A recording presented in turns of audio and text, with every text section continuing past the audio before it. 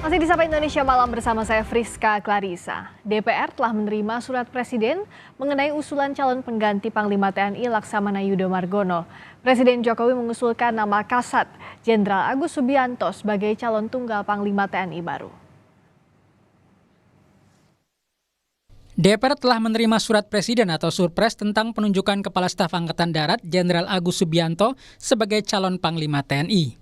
Ketua DPR Puan Maharani menyebut Presiden Jokowi mengusulkan Kasat Jenderal Agus Subianto sebagai calon tunggal Panglima TNI menggantikan Laksamana Yudo Margono yang akan segera pensiun akhir November ini. Nama yang diusulkan oleh Presiden adalah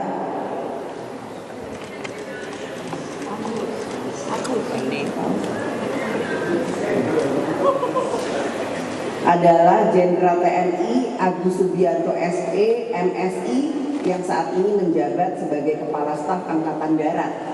Karenanya sesuai dengan mekanisme yang ada, DPR akan memulai proses dari mekanisme DPR untuk bisa menindaklanjuti surat usulan pengganti calon Panglima TNI tersebut. Sebelum diusulkan Jokowi sebagai calon Panglima TNI, Jenderal Agus Subianto baru dilantik sebagai Kasat 25 Oktober lalu atau baru menjabat sekitar sepekan. Anggota Komisi 1 DPR dari fraksi Partai Golkar, Dev Laksono menilai calon Panglima Jenderal Agus Subianto merupakan pilihan yang tepat, baik untuk kepentingan reformasi TNI maupun agenda pemilu serta transisi kepemimpinan nasional. Tentu tugas beliau itu tidak mudah. Tugas tanggung jawab beliau sangat tinggi, sangat besar, dan juga hal-hal yang di hadapan kita ke depan seperti pesta demokrasi yang akan kita jalankan, lalu juga proses pergantian pemerintahan ke depannya. Ini merupakan tugas-tugas yang membutuhkan kemampuan yang sangat luar biasa, dan itu yang kami nilai, kami lihat bahwa itu ada di Pak Agus. Pengamat militer dan intelijen Koni Rahakundini Bakri menyebut Jenderal Agus Subianto memiliki rekam jejak yang bagus dan cocok sebagai Panglima. Tapi menurutnya pemerintah terlalu terburu-buru mengganti Panglima TNI. Kenapa mesti dipercepat? With all due respect ya, saya sangat menghargai kalau memang Pak Agus harus jadi Panglima. Kita nggak punya keberatan apapun. Tapi kenapa harus cepat-cepat Presiden melakukan ini? Ini menjadi pertanyaan saya yang kedua kepada Presiden Joko Widodo. Jadi pertama, apakah Presiden ini cawe-cawenya sampai sekian jauh gitu loh? Saya nggak ngerti juga ya, karena walaupun itu hak beliau, tapi kenapa? Saya perlu tahu, rakyat mesti tahu kenapa percepatan ini terjadi gitu. Karena kalau dari kepatutan tuh kayaknya, aduh kenapa sih gitu, orang tinggal berapa hari lagi juga pensiun gitu, kenapa sih nggak diterusin aja, kecuali Pak Yudo tadi melakukan sesuatu yang salah gitu. Jenderal Agus Subianto merupakan lulusan Akademi Militer Angkatan 1991. Sejumlah jabatan pernah dipegangnya seperti Komandan Kodim 0735 Surakarta di tahun 2009 sampai 2011. Setelah itu, Agus pernah menjabat Komandan Pas Pampres dari 2020 sampai 2021. Selanjutnya menjadi Pangdam 3 Siliwangi selama setahun dari 2021 sampai 2022. Dia ditunjuk sebagai Wakil Kepala Staf Angkatan Darat pada 2022 lalu. Dan pada 25 Oktober 2023 resmi dilantik sebagai Kepala Staf Angkatan Darat. Jika Jenderal Agus Subianto menjadi Panglima TNI, maka jabatan Kasat yang kosong disebut-sebut akan diisi sejumlah perwira, salah satunya Pangkostrat Legend Maruli Simanjuntak. Maruli menyebut sebagai prajurit ia siap bekerja jika mendapat penugasan. Namun hingga kini ia menyatakan belum menerima penugasan sebagai Kasat. Selalu kan ada, kalau setahu saya, ada beberapa calon, nanti dinilai, nanti ada prosedur apanya, baru ditunjuk gitu kira-kira. Tapi kalau ditunjuk siapa ya Pak? Kalau ditunjuk siapa? Kalau tentara ya ditunjuk, nggak ditunjuk harus bekerja terus. Panglima TNI Laksamana Yudo Margono bakal pensiun pada 26 November 2023 saat berusia 58 tahun. Undang-Undang TNI mengatur perwira TNI pensiun pada usia 58 tahun, sementara Bintara dan Tamtama 53 tahun. Tim Liputan Kompas TV. Nama Kepala Staf Angkatan Darat Jenderal Agus Subianto diusulkan menjadi Panglima TNI yang baru. Seperti apa sosoknya dan apa yang bakal jadi tantangan bagi Panglima TNI yang baru? Kami akan membahasnya bersama anggota Komisi 1 DPR RI dari fraksi Partai Nasdem Muhammad Farhan dan pengamat militer dari Center for Intermestic and Diplomatic Engagement Anton Aliabas. Selamat malam Kang Farhan juga Pak Anton. Selamat malam semuanya, Assalamualaikum. Waalaikumsalam warahmatullahi wabarakatuh. Saya ke Kang Farhan dulu. Kalau lihat sosoknya Ya. Jenderal Agus Subianto ini secara rekam jejak sudah mumpuni, setuju ya? Oh sangat, beliau memiliki rekam jejak yang sangat lengkap baik untuk teritorial maupun untuk satuan ya. Karena dari sejak beliau lulus sampai sekarang berbagai macam jabatan sudah dipenuhinya, mulai dari Dandim dan Rem, kemudian jadi dan Pas Pampres, Betul. bahkan kemudian menjadi Pangdam juga sudah komplit dan sekarang walaupun baru seminggu jadi KSAD, tapi sebelumnya kan selama setahun lebih sudah menjadi Wakil Kepala Staf Angkatan Darat. Jadi udah tahulah pekerjaan seorang Kepala Staf Angkatan Darat secara komplit. Jadi memang sudah waktunya tongkat Panglima diserahkan kepada beliau. Jadi sepekan dilantik dari Kasat, sebelumnya sudah menjabat Wakasat, itu sudah cukup. Meskipun banyak yang bertanya kenapa baru seminggu begitu Kang Farhan ya? Karena gini, ada beberapa ketentuan administratif yang segera harus dipenuhi. Kalau nggak salah tanggal 26 November, Pak Yudo Margono sudah pensiun, jadi harus segera diganti. Sementara itu, kita juga tidak mungkin melaksanakan fit and proper test di Komisi 1 dengan terburu-buru. Ada proses administrasi yang mesti diselesaikan. Jadi perkiraan saya, kita baru bisa melakukan fit and proper test antara paling cepat tanggal 10 November, paling lambat 15 November. Jadi antara 10 sampai 15. Setelah itu kan mesti ada proses administrasi yang lain. Dari fit and proper test DPR RI mesti dilaporkan ke rapat paripurna DPR RI. Nah, rapat paripurna DPR RI harus disesuaikan dengan jadwalnya. Sebelum tanggal 26 November kita cari dulu ada nggak rapat paripurna sebelum tanggal 26 November.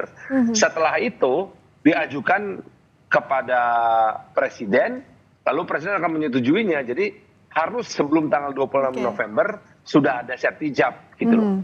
Oke, 10 sampai 15 November ya perkiraan. Dan artinya Komisi 1 DPR kalau lihat dari rekam jejaknya hampir pasti menyetujui begitu Kang Farhan ya? Kelihatannya begitu, tapi kan kita tergantung dari Badan Musyawarah DPR RI. Surpres sudah diterima oleh pimpinan DPR RI, tadi press conference, selanjutnya akan dibawa ke Badan Musyawarah antar 9 fraksi DPR RI.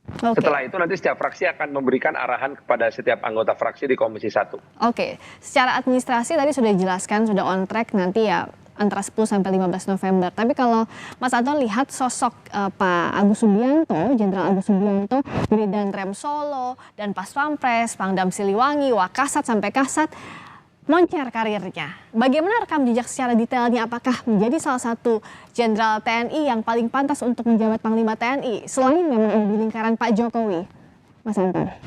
Ya, saya selalu menggambarkan profilnya Pak Agus itu adalah perwira tinggi yang komplit, ya komplit. Jadi di atasnya lengkap. Kenapa? Karena kalau tadi Kang Farhan sudah ngomong tentang penugasan, ngomong tentang teritorial, beliau sudah banyak. Sudah dari Dandim sampai Pangdam. Beliau juga pernah bertugas di Kopassus, pernah bertugas di Kostrad, sudah. Lalu beliau pernah bertugas di Satuan Pendidikan, pernah jadi dosen di TNI AD.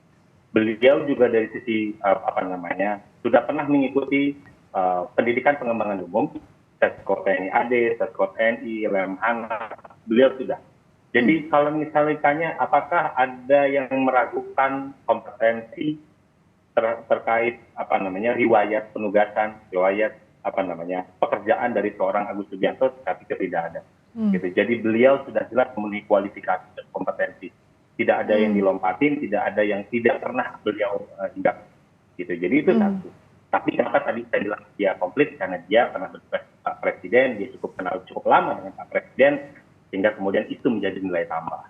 Gitu. Jadi kalau misal tadi saya setuju dengan Kang Farhan bahwa nggak ada masalah dengan seorang Agus Subianto. Jadi kalau misal kita cek karirnya ya, memang dari 2019 sampai 2023 beliau ada banyak riwayat penugasan. Gitu ya. Rata-rata memang kurang dari setahun. Dan strategi semua ya, begitu ya?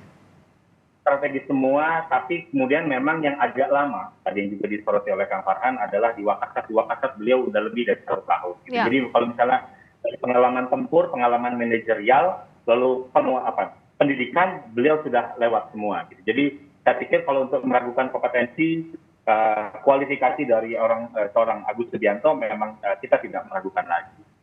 Dan kalau Itu rotasi sih, matra juga nggak akan Mbak. jadi masalah ya, Mas Anton ya, rotasi matra untuk Panglima? Kalau rotasi matra ini memang benar tuh, karena memang dulu patternnya kalau misalnya kita lihat di eranya Pak Jokowi, itu biasanya memang ketika dia darat, udara, darat, laut, darat, gitu. Jadi memang dijeda. Nah, sementara di era Pak Jokowi ini ngacak, tergantung preferensinya Pak Jokowi. Ketika darat Pak Muldoko, lalu diganti lagi dengan darat, diganti lagi dengan udara, gitu loh. Diganti lagi dengan darat, diganti dengan laut. Kan pertanyaannya adalah kemudian katanya dari 2014 Pak Jokowi itu mengusung yang namanya Ciri Poros Maritim Dunia. Tapi panglima yang berasal dari angkatan lautnya kok cuma satu, gitu. Misalnya kan gitu. Jadi ada ada obrolan, ada sentimen-sentimen seperti itu, gitu. Jadi kan kalau misalnya kita mengacu pada pasal 13 Undang-Undang TNI, itu menyebutkan bahwa syarat untuk menjadi calon Panglima TNI itu ada dua. Satu adalah dia pernah menjabat kepala staf, satu lagi adalah sedang menjabat kepala staf.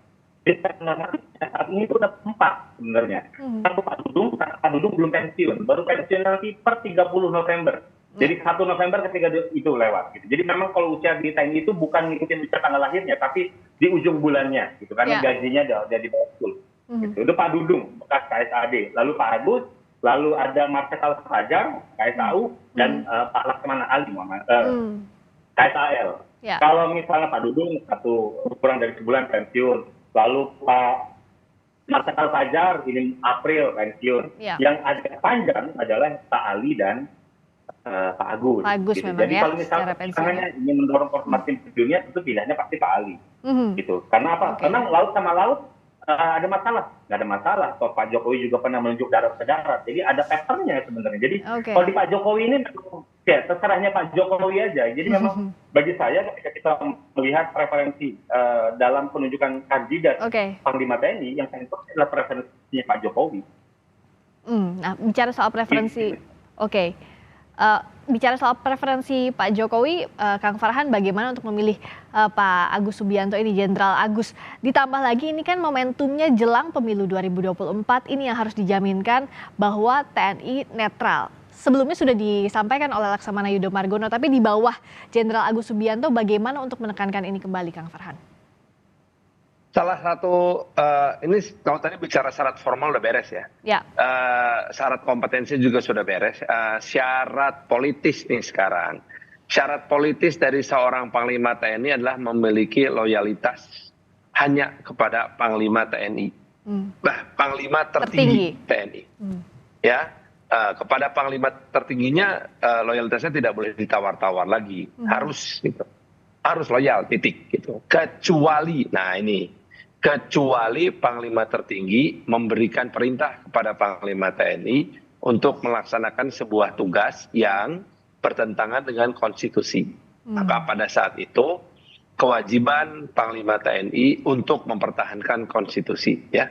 Jadi disitulah mengapa kita perlu memastikan bahwa Panglima TNI ini adalah seorang perwira tertinggi yang memiliki pemahaman konstitusi yang sangat tinggi. Itu penting sekali gitu. Nah, sementara itu juga dalam hal hubungan pribadi tentu ini pun tidak bisa dilepaskan. Bagaimana kedekatan beliau dengan Pak Jokowi sudah terbangun cukup lama. Jadi artinya wajar apabila Pak Jokowi memang memiliki preferensi tersendiri, gitu loh. Nah, kalau terakhir dari Mas Anton, apa yang harus ditekankan? Reformasinya di bidang pertahanan, tapi juga menjaga stabilitas di pemilu 2024. Mas Anton? Iya. Ya, silakan. Kalau tugas TNI dalam pemilu kan halo. Ya, silakan. Kalau di dalam pemilu kan TNI ini cuma sekedar membantu ya. Membantu tugas baik itu kepolisian dalam pengamanan, lalu juga membantu dalam distribusi logistik itu. Jadi kalau misalnya tadi balik lagi ngomong tentang syarat politik kalau tadi saya menjelaskan bahwa di satu sisi itu sangat positif, ada riwayat beliau sudah kenal cukup lama dengan Presiden Jokowi, tapi di sisi lain kedekatan ini memang menjadi tantangan tersendiri bagi seorang Agus Subianto. dalam memimpin organisasi yang bernama Tentara Nasional Indonesia. Gitu. Kenapa? Karena kita tahu kondisi politik kita sedang menghangat, gitu. Ada anak kandung presiden ikut berkontestasi. Sementara presiden di mana-mana selalu berbicara netral. Dan kita jangan lupa bahwa kemarin ketika makan siang bersama, dua baca pres lainnya, Pak Ganjar, sama yang jelas dia adalah koalisi pendukung pemerintah, dan juga Pak Anies, sama-sama mengangkat isu netralitas. Jadi artinya apa? Kayaknya ada di bawah, di akar rumput, ini ada ditangkap. Jadi mau tidak mau, seorang Agus Subianto harus menunjukkan dengan apa? Dengan perilaku, dengan bukti nyata. Kenapa? Karena kalau kita bicara netralitas itu paling mudah untuk dibicara. Paling mudah untuk disusun kata-kata. Yang susahnya adalah bagaimana kita menerapkan netralitas itu. Nah, bagaimana kita mengukur netralitas itu. Nah, itu yang menjadi tantangan sebenarnya. Tantangan. Ini yang akan menjadi tantangan terbesar dari seorang Agus Subianto untuk melewati tahun politik ini yang sangat dinamis. Apakah memang TNI itu dalam menjalankan tugas itu netral atau tidak? Tantangan netralitas inilah yang harus dijawab dengan praktiknya melewati tahun politik ini. Singkat saja. Jadi yang pertama, satu, pengamanan logistik, tidak hanya distribusi kotak suara, tapi pengamanan kembali hasil kotak suara itu kembali ke tempat perhitungan. Karena itu rawan sekali ada pencurian dan lain-lain.